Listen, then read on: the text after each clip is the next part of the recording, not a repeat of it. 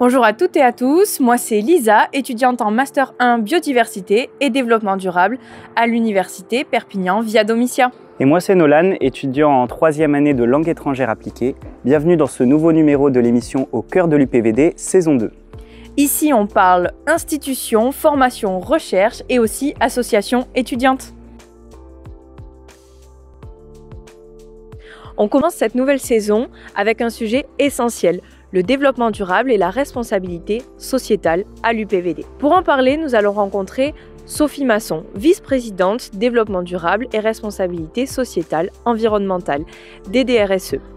Elle va nous expliquer le fonctionnement et la stratégie menée par l'UPVD. C'est parti! On parle d'écologie, de transition écologique, mais il y a tout aussi la partie responsabilité sociétale, donc parler de politique sociale, d'inclusion, de non-discrimination. Alors ce schéma, il compte 5 axes. On va avoir un axe sur la gouvernance et la stratégie, notamment toute notre politique d'achat responsable et durable. Le deuxième axe, c'est sur la formation et l'enseignement. On va retrouver notamment ce que l'université a commencé à se mettre en ordre de marche sur l'introduction de la transition écologique pour un développement soutenable dans nos enseignements de licence. L'axe 3, c'est la recherche et l'innovation.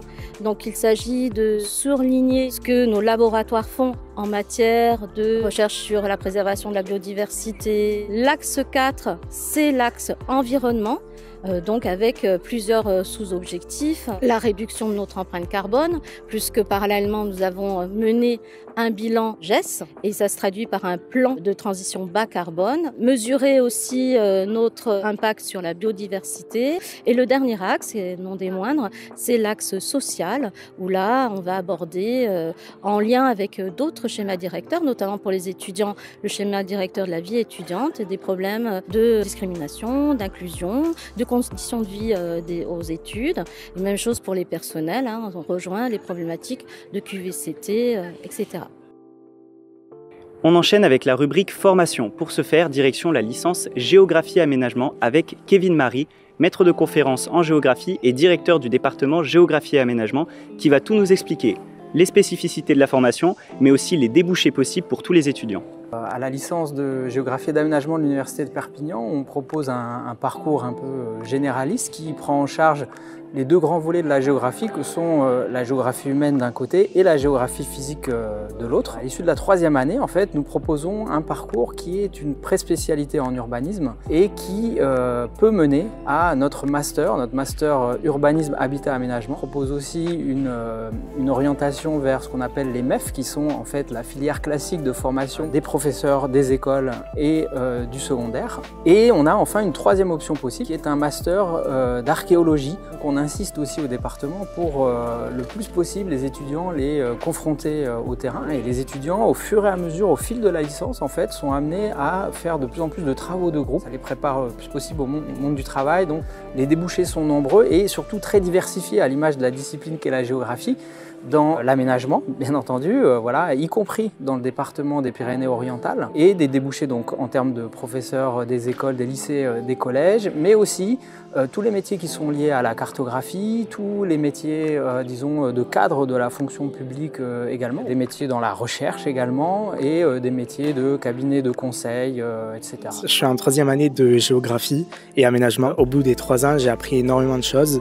Et on voit énormément de matières comme de la géopo, de l'urbanisme, de la SVT.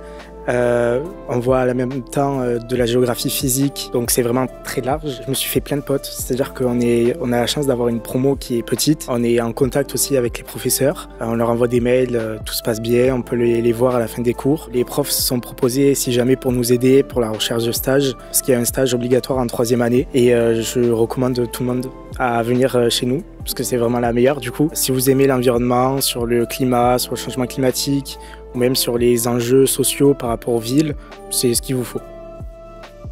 Place maintenant à la recherche. Nous allons retrouver Ronaldo Augusto, chercheur à l'UPVD et membre de la chaire professeur junior, CPJ. Il va nous parler d'un sujet important. Les maladies tropicales d'aujourd'hui pourraient-elles devenir les maladies européennes de demain? Découvrons ses travaux et les enjeux de sa recherche. Et nous sommes intéressés par rapport à comment les facteurs environnementaux peuvent influencer la virulence des maladies tropicales à l'Europe.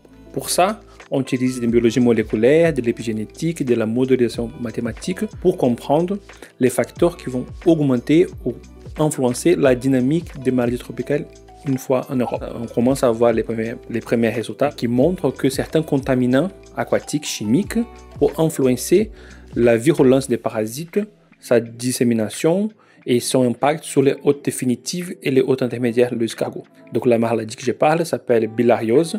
C'est une maladie tropicale qui est arrivée à l'Europe en Corse en 2013.